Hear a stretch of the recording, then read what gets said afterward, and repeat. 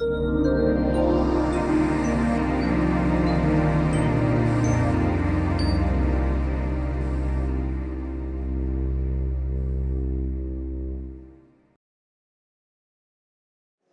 thank you very much for joining us. This afternoon, I'm delighted to welcome you to the PEN Salon, and especially to be here to introduce one of my favorite writers. Evie Wyld and I will be in conversation, and I know that many of you will already be fans of her work, but I'll start off by telling you a little bit about her. Evie was born in Australia and brought up there and in London. Australia has been a setting for both of her novels. She's a graduate of Bath Spa and Goldsmiths University and published her first book, After the Fire, A Still Small Voice, in 2009. It was a widely acclaimed debut that won the John Llewellyn Rhys Prize and a Betty Trask Award, as well as being shortlisted for the Impact Dublin Literary Award and the Orange Prize for New Writers and the Commonwealth Writers' Prize.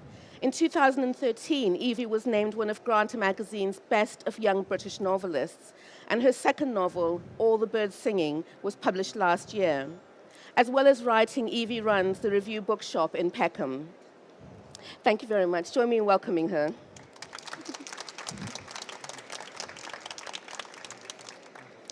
Evie, your new book, All the Birds Singing, is intricately structured. It takes the reader a while to work out just how the story is going to unfold.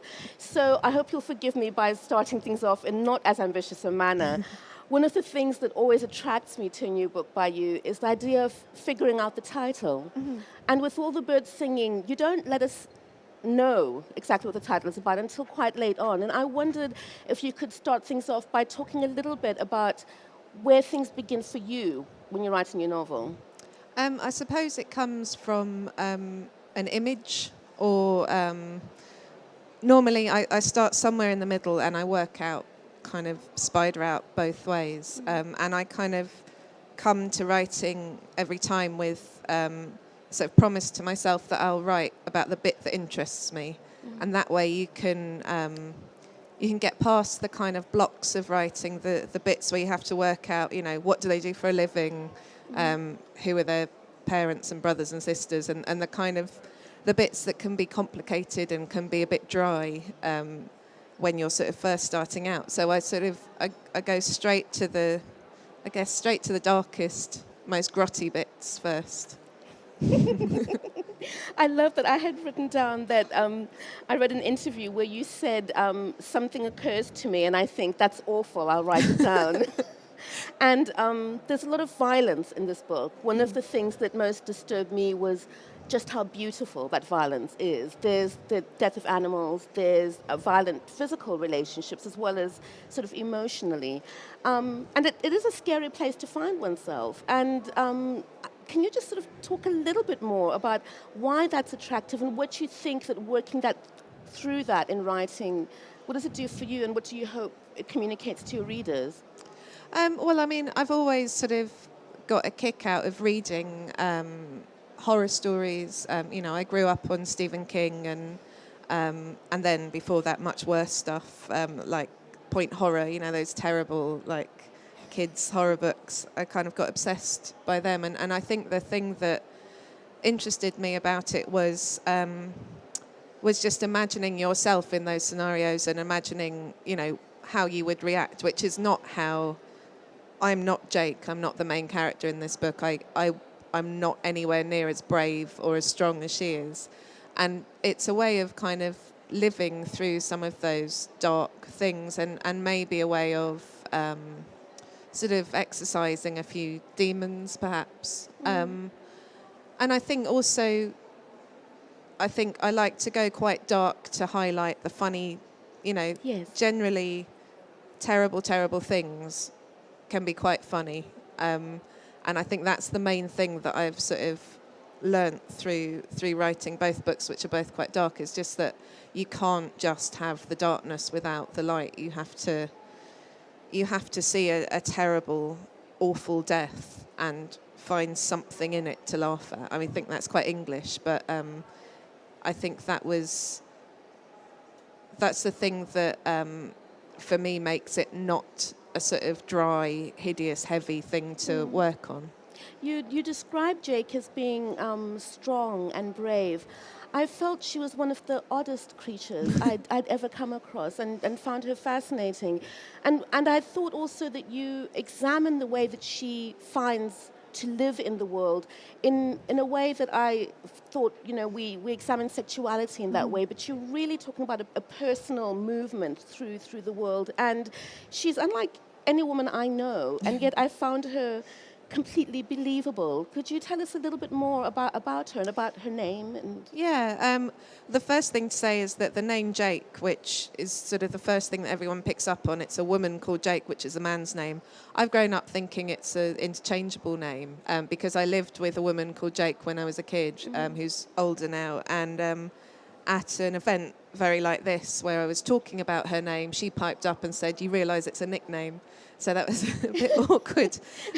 But I still think I think there's a sort of boy named Sue thing about it. I deliberately chose the name because it's one syllable. It's a sort of, it's a name that you can sort of shout in one kind of breath. And there's always this feeling that when you're a little kid, that the popular girls with the blonde pigtails and the pretty faces, they all had multi-syllable names, that sort of Isabella.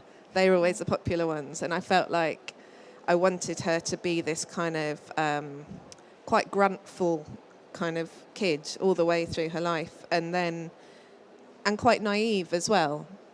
I think she maybe doesn't develop sexually as quickly as a lot of the other kids. And that's a sort of awkward thing where she doesn't really understand what's expected of her.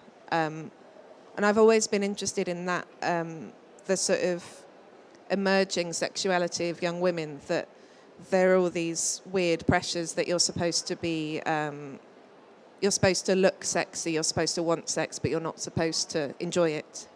And I think that places such a lot of confusion on the kind of, on growing up and what you're supposed to do with yourself. I don't think it's giving anything away to tell the audience that the book is, the story is told backwards. So we meet Jake in the as it were now, and slowly understand what has brought her to that place where we first met her. And it's a difficult, I think her journey is one that is very difficult. She moves places, and the sense I got more than anything was one of longing. She's longing to escape, but she's also longing to find a home for herself somewhere, even though it seems that everything she does is to make sure that doesn't happen. Can you talk a little bit about that loneliness and how your characters work through it? Yeah, I think I'm always interested in a lone character, in someone against a background, in how they behave, how they move, how they speak to themselves when no one else is watching. And I think I know I behave totally different when no one's watching. I move differently, and I think when you know that there's no possibility of anyone seeing you, I think that's heightened. And so that's something that kind of always has interested me. And then I became interested in, how does she live her life? There's a male character comes in called Lloyd, and it sort of, they have some kind of a relationship. It's not quite laid out as to what it's going to become, but the idea that if you haven't got people's eyes on you, you can have whatever relationship with someone you want, as long as it's something that helps you both. It's about two lonely people finding comfort in each other in a way that helps them and doesn't look from the outside like a healthy thing. Do you think that it's a book about running away? I think it's a book about not quite managing to run away, about thinking that physically running away is going to do anything, or physically wadding down memories and ignoring stuff, and how I suppose it sort of started with this, the whole kind of guilt stuff with Jake started with looking at the Parker Hume murder in New Zealand, where two 15-year-old girls murdered the mother of one of them, which was then made into that film Yes. with Kate Winslet. So they were too young to be properly prosecuted, and they sort of had 5 years in a detention centre, and then they were told just to settle down and don't see each other again. And on Wikipedia, one of them's now an author, published crime writer, and on her Wikipedia entry, it says that she's also a convicted murderer, and it's kind of like it's a little bit of self-promotion in an odd way. And then the other one lives on a small island, and they both live in the UK. One of them lives on a small island, has found God in a massive way, and I think they're both quite religious. And I was just thinking, what do you do if you do something that is undeniably terrible, from any angle, it's a very bad thing, and there's no friend or family member to forgive you, and you don't believe in God, so you can't be born again, you can't have that forgiveness. Like, you have to struggle with this thing that you've done. And that really interested me, that, an atheist would struggle with that. Where do you find redemption? Yeah, almost. exactly. Yeah. You spoke, it's really interesting what you're saying about the two women and that idea of where they've landed up in terms of landscape, because I think that one of the ways that Jake seeks to identify herself or to find a home is through the land that she's living in. Is really important in this book, but also in your first book. And a lot of that land, the setting is in Australia. Can you speak a little bit about how the time that you spent there as a child, and maybe even as an adult, continues to inform your fiction? I mean, I suppose growing up between Peckham Rye and sort of the outback in Australia, it's just immediately like a contrast that, especially as a child, I was like, whenever I was in Peckham, I was daydreaming about Australia, and it seemed totally magical, this place that, because I'd always be asleep when I was carried off the aeroplane to Australia. I just assumed it was up, and and then there are all these amazing creatures, these things that can kill you, but you were very much left to your own devices there.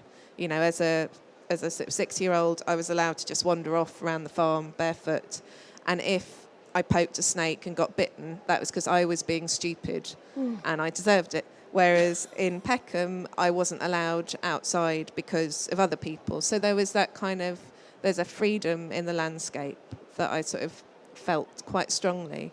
And I think the quality of light in Australia is really interesting and sort of can be quite dreamlike. It's so harsh and different from the light we have here.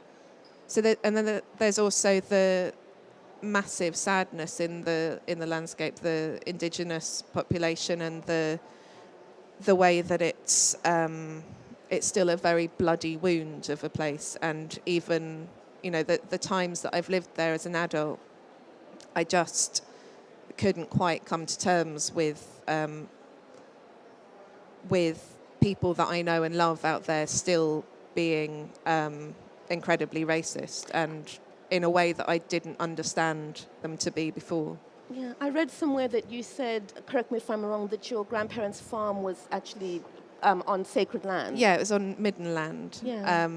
And in the 50s when they bought it, that's just what you did. You just, that's what you did with all of Australia. You just moved the people out and did your own thing and made it a white Australian kind of industry. It also used to be all hardwood there, and now it's all sugarcane. So it's been completely ploughed, and there are parts of it which are marshland, which still have which can't be used for agriculture, which still have a sort of wild feeling about them, and still have they've got a deeply dark and sad atmosphere to them. Yeah.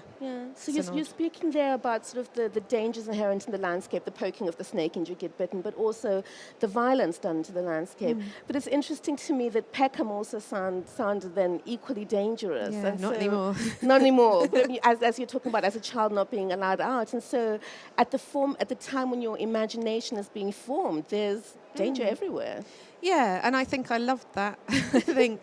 I think it just, I was quite a lonely child. I was very ill for quite a lot of my childhood, and also very shy and a little bit slow, and so I kind of didn't mix with a lot of other people, and I liked just disappearing in my own imagination. And so I think danger is definitely part of that. It's the most sort of vibrant bit of imagination. Sounds like the perfect recipe for making a novelist. Evie, I'd like to invite you to read to us from All the Birds Singing. I'll just read a tiny bit from the start, so I don't have to explain anything. Another sheep, mangled and bled out, her innards not yet crusting, and the vapours rising from her like a steamed pudding. Crows, their beaks shining, strutting and rasping, and when I waved my stick, they flew to the trees and watched, flaring out their wings, singing, if you could call it that. I shoved my boot in Dog's face to stop him from taking a string of her away with him as a souvenir, and he kept close by my side as I wheeled the carcass out of the field and down into the wool shed. I'd been up that morning before the light came through, out there talking to myself, telling the dog about the things that needed doing as the blackbirds and the hawthorns started up. Like a madwoman, listening to her own voice, the wind shoving it back down my throat and hooting over my open mouth like it had done every morning since I'd moved to the island.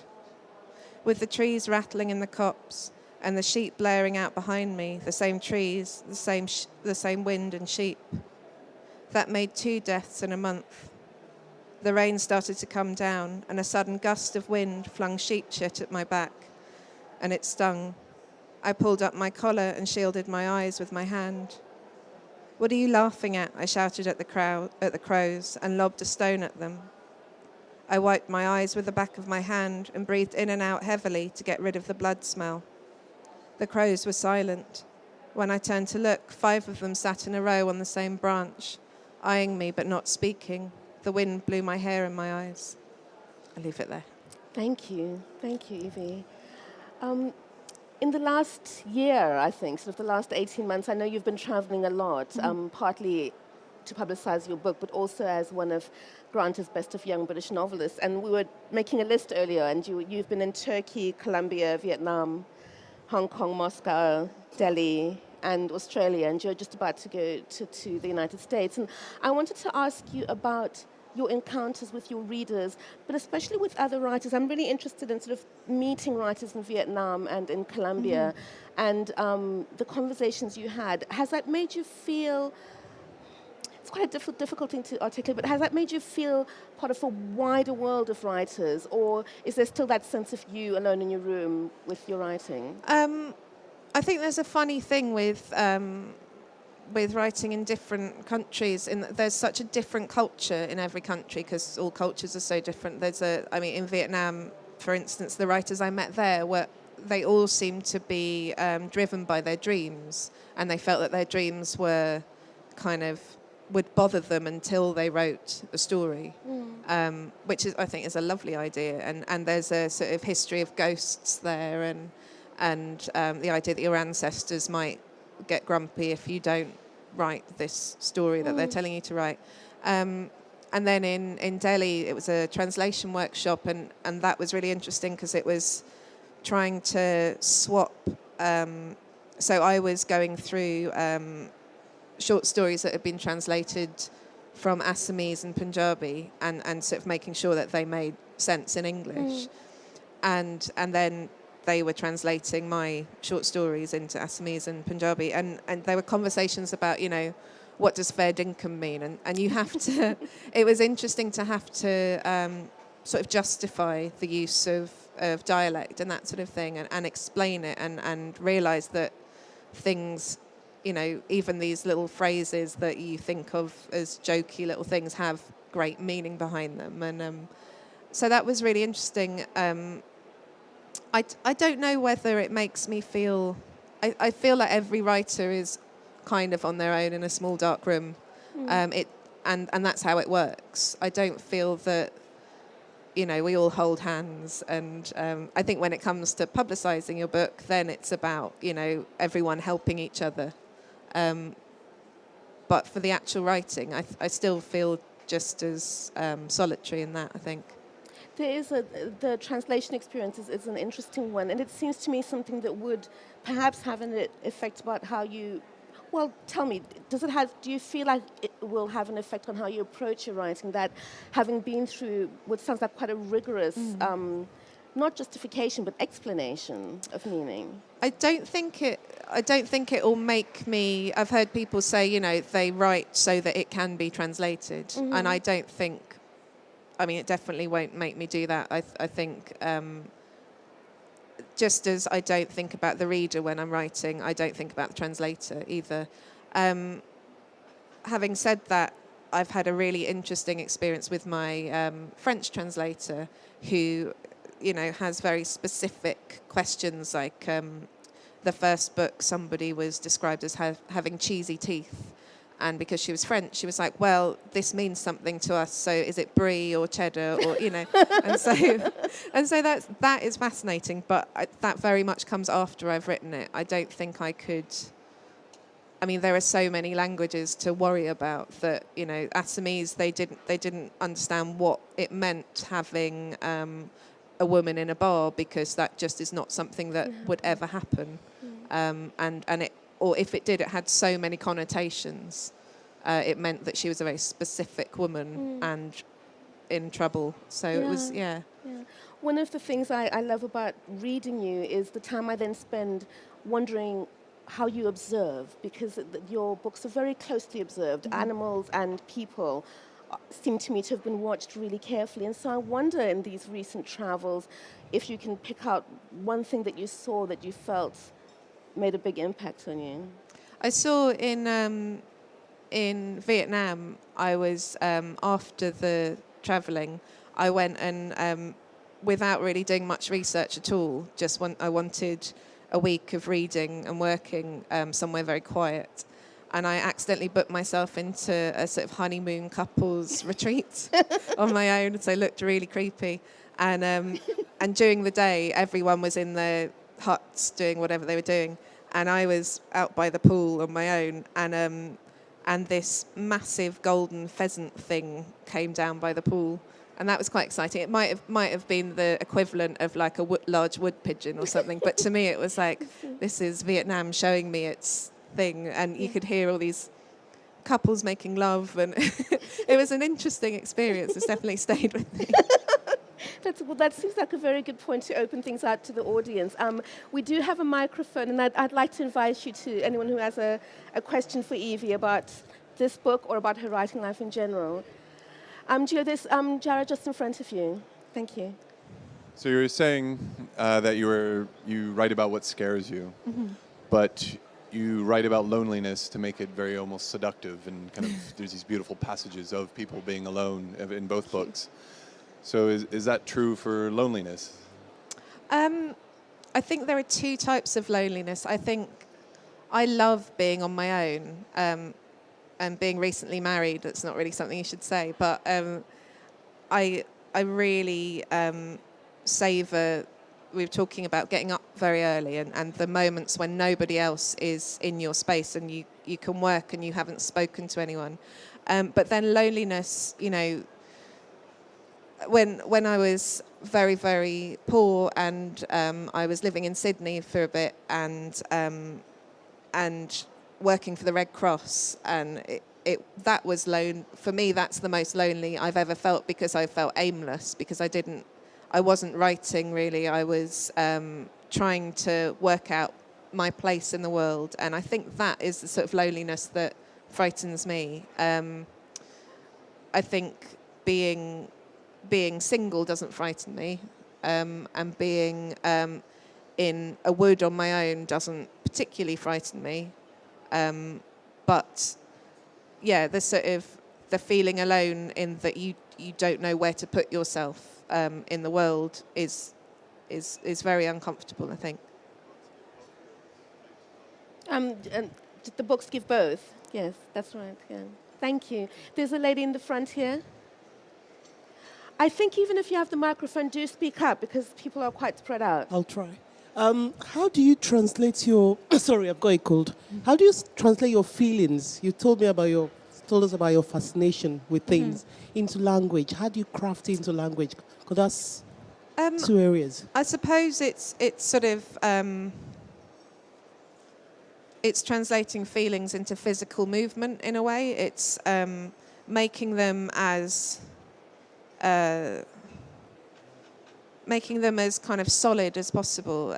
So, you know, if you watch someone, you can often not tell anything about what's going on inside them, and that is on its own a fascinating thing to observe. That I can look at you, and I have no idea, unless he told me, I wouldn't know you had a cold, that you're feeling a bit throaty and grotty and whatever. And I think there's something about that which is almost more interesting than translating feelings. For me, it's about translating not emotional feelings, but physical feelings, if that makes sense.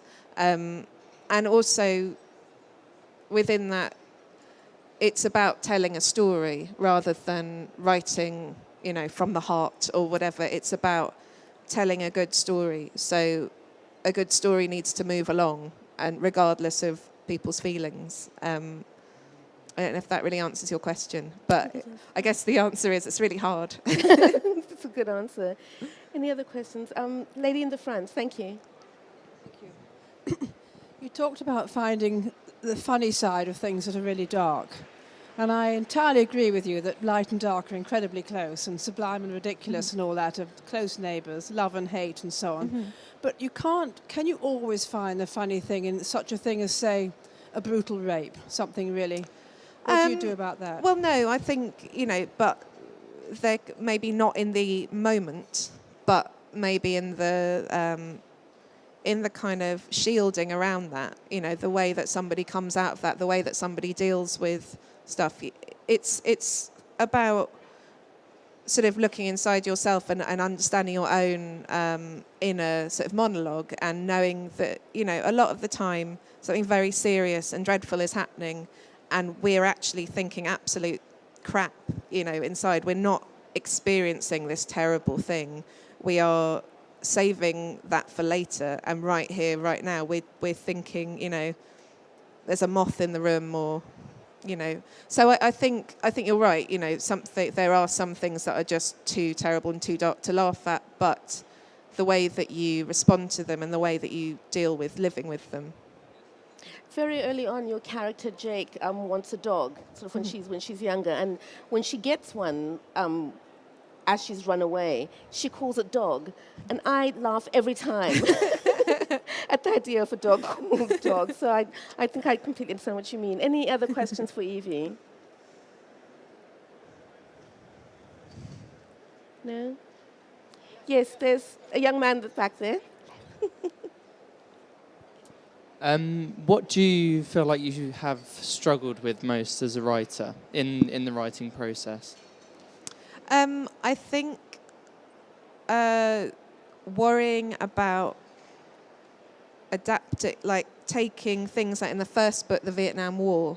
I worried so much about using that to make that it would seem like I was using it to make my book a serious book, because you know you can chuck in the Second World War and it's like, it's a book about war, and this was a war that I didn't live through, that my uncle fought in, and so it was sort of very personal, but also I didn't know a lot about it. I'm not a historian, so I didn't know much about it in that way.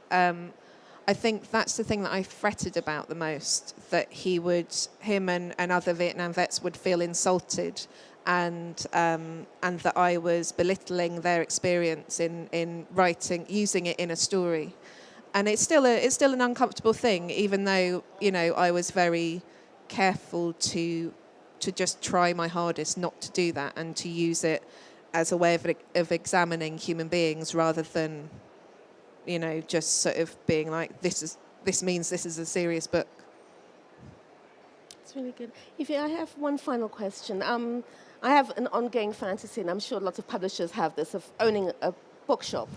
And in your other job, you run the review bookshop in Peckham. And I wondered if you could, as we close things off, talk a little bit about a writer who then spent her whole day surrounded by other people's works. And I just want to know how it feels. Well, it's really fun. I get asked quite a lot if running a bookshop changes the way I write. And actually, I think it's much more the other way around. Writing changes the way I sell books, I think, in the same way that if you rear the pig and slaughter the pig, you will sell it with kind of more heart, I suppose. But I think, yeah, there's a lovely idea that you might be sitting there surrounded by books and absorbing them through your skin. And sadly, at the moment, I don't have all that much time to read while I'm there. I'm trying to work out how to sell books and you know, how to keep going.